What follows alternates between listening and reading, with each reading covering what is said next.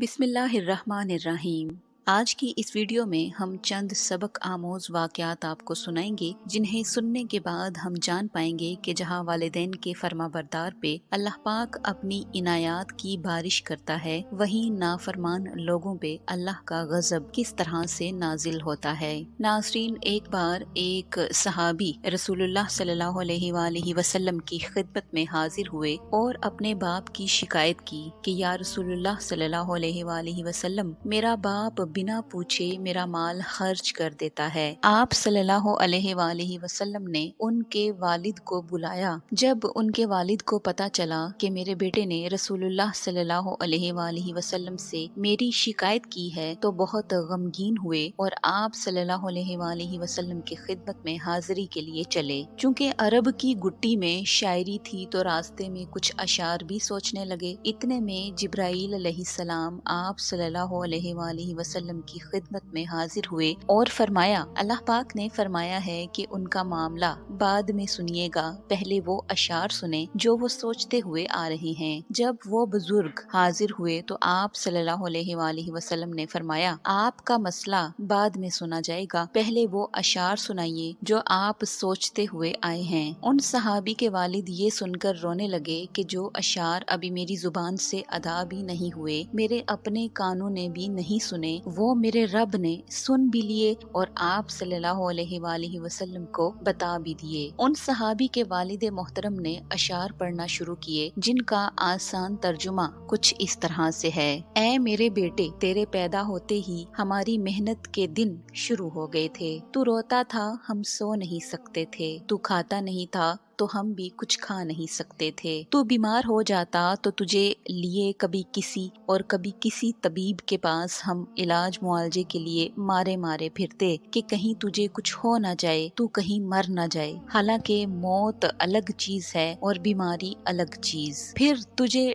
ठंडी छांव देने और गर्मी से बचाने के लिए मैंने दिन रात काम किया। जो कमाया तेरे लिए, जो बचाया तेरे लिए। तेरी जवानी के ख्वाब देखने के लिए मैंने दिन रात इतनी मेहनत की कि मेरी हड्डियां कमजोर हो गईं, मगर तू कड़ियल जवान हो गया। मुझ पर खिज़ां ने डेरे डाल दिए, तुझ पर बहार आ गई। मैं झुक गया, तू सीधा हो गया। मेरी ख्वाहिश और उम्मीद पूरी हुई कि अब तू हरा भरा हो गया है। अब जिंदगी की आखिरी सांसें तेरी छांव में बैठकर गुजारूंगा। मगर ये क्या मेरे बच्चे कि जवानी आते ही तेरे तो तेवर ही बदल गए। तेरी आंखें माथे पर चढ़ गईं। तेरी बातों से मेरा सीना फट जाता है। तू ऐसे बात करता है कि कोई गुलाम से भी ऐसे बात नहीं करता होगा। फिर मैंने अपनी सारी जिंदगी की मेहनत को जुटला दिया कि मैं तेरा बाप नहीं, तेरा खादिम हूँ। खादिम को भी कोई एक वक्त की रोटी तो दे ही देता है। तू खादिम समझ कर ही मुझे रोटी दे दिया कर। नाजरीन, ये अशार सुनाते सुनाते जब उनकी नजर रसूलुल्लाह सल्लल्लाहु अलैहि वसल्लम के चेहरे मुबारक पर पड़ी तो देखा कि आप सल्लल्लाहु अलैहि वसल्लम का चेहरे मुबारक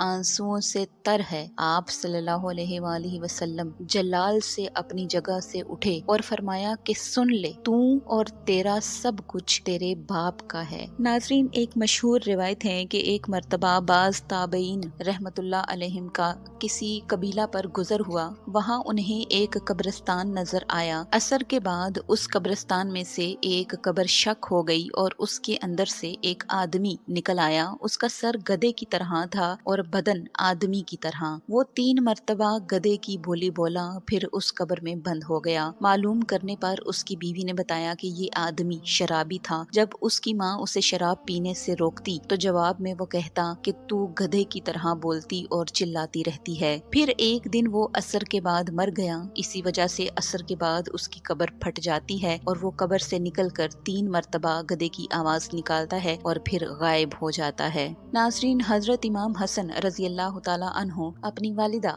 हजरत फातिमा रजी अल्लाह ताला अन्हा के साथ इस खौफ से खाना तनावल नहीं फरमाते थे कि कहीं मैं कोई ऐसी चीज ना खा जाऊं जिसकी तरफ माँ की नजर पहले खाने के लिए पड़ चुकी। एक बार जब हजरत फातिमा ने वजह पूछी तो उन्हें भी इमाम हसन रजी अल्लाह ताला عنہ نے یہی بتایا۔ حضرت فاطمہ رضی اللہ تعالی عنہا نے فرمایا، بیٹا میرے ساتھ تم خوشی سے کھاؤ، سب حلال ہے، یعنی کھانے میں میرے ساتھ جو چیز بھی کھاؤ میں اس سے خوش ہوں۔ ناظرین، ایک دفعہ کا ذکر ہے کہ ایک آدمی کے 3 بیٹے تھے۔ جب وہ بیمار ہوا تو بڑے بھائی نے اپنے بھائیوں سے کہا، تم مجھے والد کی خدمت کا موقع دے دو اور والد کی ساری جائیداد تم لے لو۔ چنانچہ وہ آدمی مرتے دم تک اپنے والد کی خدمت کرتا رہا۔ پھر اس نیک اور فرمانبردار بیٹے نے خواب میں دیکھا کہ کسی نے اسے کہا کہ فلاں مقام پر جا اور وہاں سے ایک اشرفی لے لے۔ آدمی نے پوچھا کہ کیا اس میں میرے لیے برکت بھی ہوگی؟ جواب ملا نہیں۔ آدمی نے وہ اشرفی نہ لی۔ اگلی رات پھر خواب آیا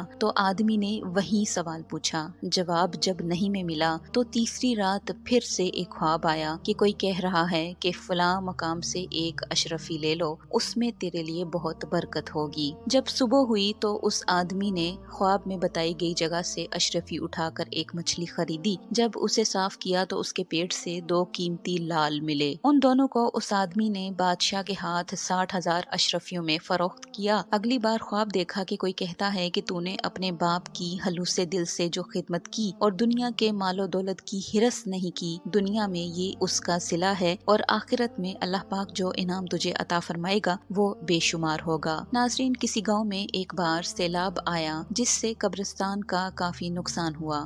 بہت سی قبروں میں پانی چلا گیا۔ ایک صبح کسی نے دیکھا کہ ایک لاش پانی پر تیر رہی ہے۔ اس نے گاؤں والوں کو اطلاع دی۔ مسجد کے امام سے مشورہ کرنے پر طے پایا کہ لاش کا چہرہ دیکھ کر اس کے گھر والوں کو اطلاع کی جائے اور دوبارہ جنازہ پڑھا کر لاش کو دفنا دیا جائے۔ جب سیلاب کا پانی کچھ کم ہوا تو لوگوں نے لاش کا کپڑا اٹھا کر جب چہرہ دیکھا تو معلوم کرنے پر پتہ چلا کہ آدمی کو فوت ہوئے کم و بیش 20 سال گزر چکے ہیں۔ حیرت کی بات یہ تھی کہ اس آدمی کا جسم پوری طرح سے محفوظ تھا اور کفن تک سلامت تھا۔ اس آدمی کے گھر والوں سے جب اس کے بارے میں پوچھا گیا کہ وہ کون سا ایسا نیک عمل کرتا تھا کہ اللہ تعالیٰ نے اسے قبر میں محفوظ رکھا، تب پتہ چلا کہ اس آدمی کی ماں نابینا اور بیمار تھی۔ یہ آدمی اپنی ماں کی تمام ضروریات اپنے ہاتھوں سے پوری کرتا اور اپنی آنکھوں پہ پٹی باندھ کر اپنی ماں کو نہلایا دلایا کرتا تھا۔ ناظرین، ان واقعات سے اندازہ لگانا مشکل نہیں کہ والدین کی خدمت کا اجر و ثواب اس قدر ہے کہ انسان کو دنیا و آخرت میں خیر و برکت حاصل ہوتی رہتی ہے۔ حضرت عائشہ رضی اللہ تعالی عنہا سے روایت ہے کہ ایک شخص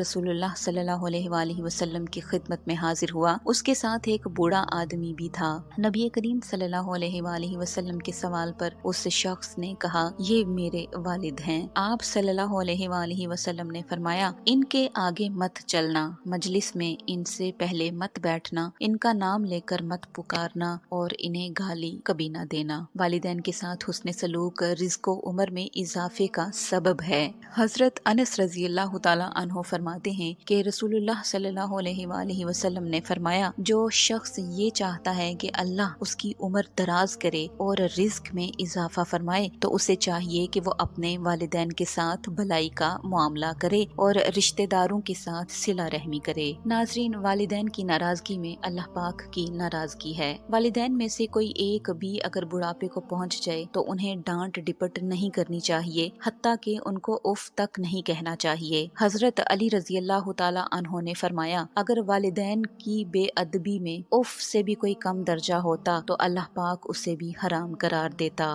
ناظرین، اگر کوئی شخص ساری زندگی بھی اپنے والدین کی خدمت کر کے ان کے احسانات کا بدلہ چکانا چاہے تب بھی والدین کا حق ادا نہیں کر سکتا۔ یہی وجہ ہے کہ قرآن کریم میں جہاں اللہ پاک نے اپنی عبادت کا حکم دیا وہیں والدین کے ساتھ حسن سلوک سے پیش آنے کی بھی تاکید فرمائی۔ آخر میں آپ لوگوں سے گزارش ہے کہ جس کے والدین یا ان میں سے کوئی ایک بھی حیات ہے تو ان کو اللہ کی بہت بڑی نعمت سمجھ کر ان کی فرما برداری کریں، ان کے ساتھ حسن سلوک کریں، جتنا ہو سکے ان کی خدمت کریں اور ان کے حقوق ادا کرنے کی بھرپور کوشش کریں۔ والدین میں سے کوئی ایک یا دونوں اگر اس دنیا سے چلے گئے ہیں تو ان کے ذمے اگر کوئی قرض ہے تو اس سے ادا کریں، شرعی طریقے سے ان کی جائیداد کو تقسیم کریں، خود دینی تعلیم حاصل کریں اور اس پر عمل کریں، ان کے لیے دعا کریں، اللہ تعالیٰ سے ان کے لیے مغفرت اور رحمت طلب کریں، ان کی طرف سے نفلی اعمال یا صدقہ وغیرہ کریں، والدین کی قریبی رشتہ داروں اور دوستوں کے ساتھ حسن سلوک کریں۔ اللہ تعالیٰ تمام اہل ایمان کو اپنے والدین کے ساتھ حسن سلوک کرنے کی توفیق عطا فرمائے، آمین۔